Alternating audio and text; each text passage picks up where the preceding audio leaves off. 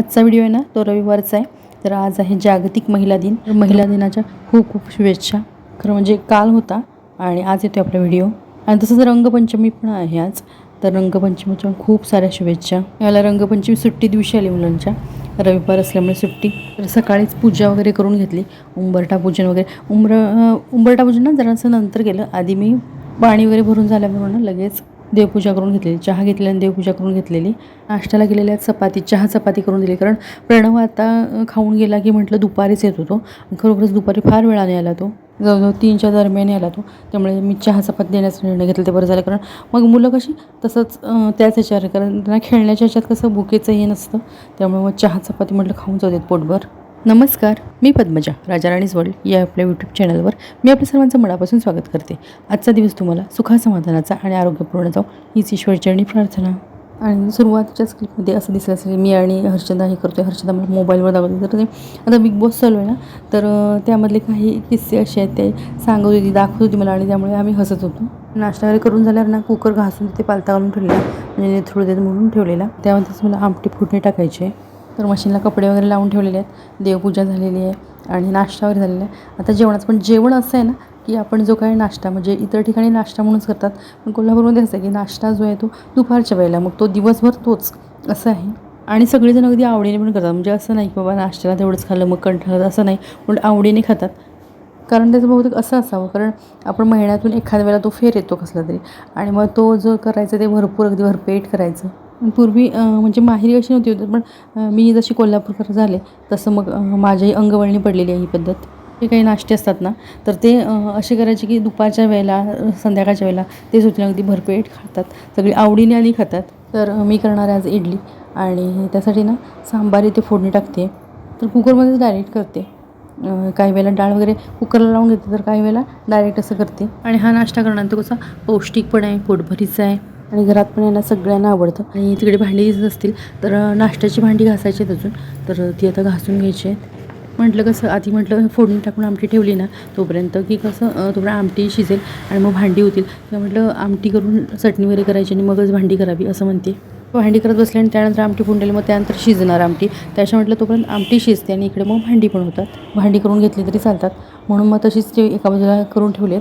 आणि म्हटलं सगळं आधी हे करून घ्यावं. मी एक सांगायचं राहिलं, माठ त्यानंतर मी तुम्हाला दाखवलं की मी स्वच्छ करून वगैरे टाकीतल्या पाण्यानेच भरून वगैरे ठेवलेलं. आणि दुसऱ्या दिवशी सकाळी मग मी तो हे केलं, तर पाण्याचा स्मेल येतो ना, तर तसा नव्हता. ते पाणी काय केलं मी मशीनला वापरलं. कसं रात्री पाणी भरलेलं, त्यामुळे सकाळी काढलं. म्हटलं सकाळी भरून तर ठेवूया, म्हणून मी भरलं स्वच्छ पाणी.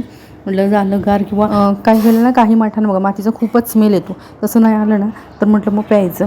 तर मला वाटतं मी 8:30-9च्या दरम्यान ते भरलेलं होतं. तर जवळजवळ तासाभरातच ना ते पाणी अगदी थंडगार झालं मस्त, आणि मातीचा जो स्मेल वगैरे येतो ना तर तो पण नाही आला. मग म्हटलं प्यायला घेऊया, आणि मुलांना पण बरं वाटलं. आणि बरं वाटतं थंडगार असं पाणी प्यायला.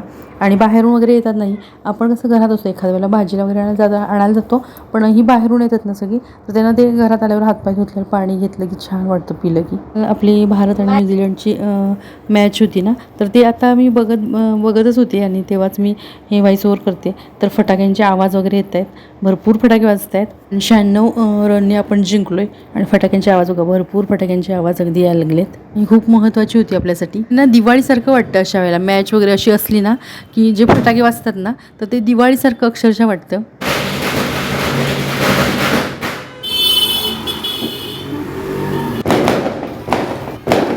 आणि हा आनंद आहे ना आपल्या सगळ्यांसाठी एक वेगळ्या प्रकारचा आनंद आहे.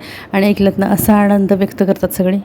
तर ना आमटी फोडणी टाकून घेतली, तर तेवढ्याच हे झालेलं ते, आणि आपल्यालाही मग राहवत नाही असं, तर त्यामुळे मी सांगितलं. तर आमटी फोडणी टाकून घेतली आणि कुकरला 3-4 शिट्ट्या देऊन घे. तोपर्यंत म्हटलं चटणी वाटून घ्यावी, खोबरं म्हणून आधी तयारी सगळी करून घेतली ना की नंतर पटपट बरं पडतं. तर आता चटणी वाटून घेते. आमटीची मी चटणीची तयारी करून, म्हणजे खोबरं वगैरे बारीक करून ठेवणे, बाकी सगळं आमटीच काढून ठेवायचं, आमटीचं चिरायचं जे काय होतं ते सगळं करून ठेवलं होतं. आणि हे इडलीचं असं पीठ काल रात्री मी तांदूळ डाळ वगैरे भिजत घातले, थोड्याशा मेथ्या पण भिजत घातलेल्या. तर हे असं, आणि उन्हाळा असल्यामुळे अगदी व्यवस्थित हे पीठ होतं. थंडीतच जरासं म्हणजे वेळ लागतो, उन्हाळ्यात मात्र पटकन लवकर होतं. तर असं हे झालेलं. आता काय करते, आता हे सगळं व्यवस्थित एकसारखं करून घेते, आणि जेवढं पाहिजे तेवढं आता काढून घेते. संध्याकाळ आपण हेच असणार आहे, कारण सगळ्यांना आवडतं म्हटल्यावर करायला हरकत नाही. तर ना इथं भांडी बघा ती सगळी हे करून ठेवली. आणि इडलीचं भांडं पण मला स्वच्छ करून घ्यायचं होतं, तेही स्वच्छ करून त्या भांड्यांबरोबरच घेतलं. आणि मीठ घालून आता हे व्यवस्थित करून घेते पीठ. आणि आमटी झाली आहे, पण जराशी म्हटलं गरम करूया म्हणून ठेवली आहे एका बाजूला. कारण इडल्या झाल्या की लगेच मग गरम गरम घेता येईल. पण प्रणवला वेळच लागणार, त्यामुळे आम्ही तिघं आहोत आता घरात. इडलीचं कसं असतं, सांबार केलं, चटणी केली आणि इडलीचे 1-2 भांडी लावली की झालं. पण नंतर भांडी मात्र ते इडलीचं भांडं नंतर असतं ते मात्र घासताना किंवा स्वच्छ करताना खूप हे होतं.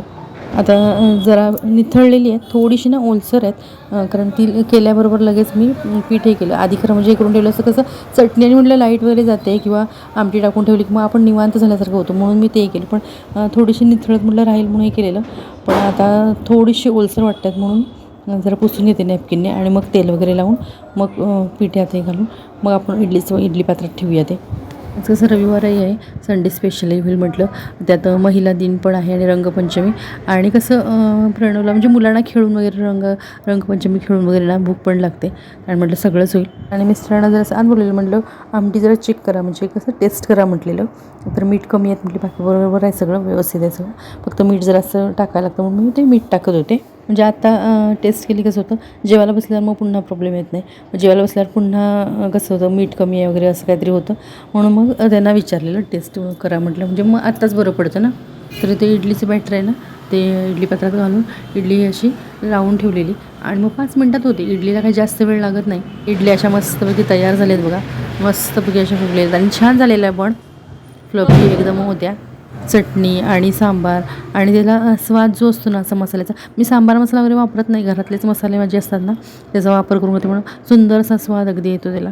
जरा कपडे वेळानेच घातले, कारण रंगपंचमी चालू होती बाहेर बरीचशी, त्यामुळे वेळाने खाऊन म्हणजे जेवून वगैरे इडली खाऊन जेवून म्हणजे इडली वगैरे खाऊन मग नंतरच वेळानेच म्हटलं कपडे वाळत टाकूया, त्यामुळे मी वेळाने टाकते आता कपडे, कारण ऊन दिसत असेल खूप वेळाने टाकते. जसं रंगपंचमीची धामधूम जराशी कमी झाली ना मग मी कपडे टाकते, कारण अशा वेळेला कुणालाही काय ओरडून वगैरे चालत नाही. प्रत्येकाचा हा खेळ असतो किंवा प्रत्येकजण आनंद घेत असतो. त्यामुळे म्हटलं कपडे धुवून झाले होते तरी म्हटलं वेळानेच टाकूया आपण. आणि 1-2दा काय झालेलं, प्रणवच 1-2 वेळा असं आता कसं खेळूनच सकाळी एकदा गेलं की दुपारी येतो खेळून. पूर्वी कसं व्हायचं, 1-2दा येऊन जायचं आणि मग ते त्यांच्या लक्षात येत नाही, ती तशीच येतात आणि मग ना कपडे लागतात अंगाला आणि मग तिला कलर लागतो. तर आमची इडली वगैरे खाऊन झाली, नंतर कपडे वाईट टाकले, अजूनही प्रणव आलेला नव्हता. त्यानंतर बऱ्याच वेळाने आला तो, म्हणजे माझं पेपर वगैरे वाचून झाला त्यानंतर बऱ्याच वेळ बघा 3 वाजता आला तो. रविवारचा दिवस असा होता. तर आजचा व्हिडिओ आवडल्यास नक्की लाईक, शेअर आणि आपल्या यूट्यूब चॅनल अजूनही सबस्क्राईब केलं नसल्यास प्लीज सबस्क्राईब करा, किंवा हा व्हिडिओ तुम्ही नवीनच पाहत असल्यास प्लीज सबस्क्राईब करा. पुन्हा भेटू अशाच एका नवीन व्हिडिओसोबत, तोपर्यंत नमस्कार.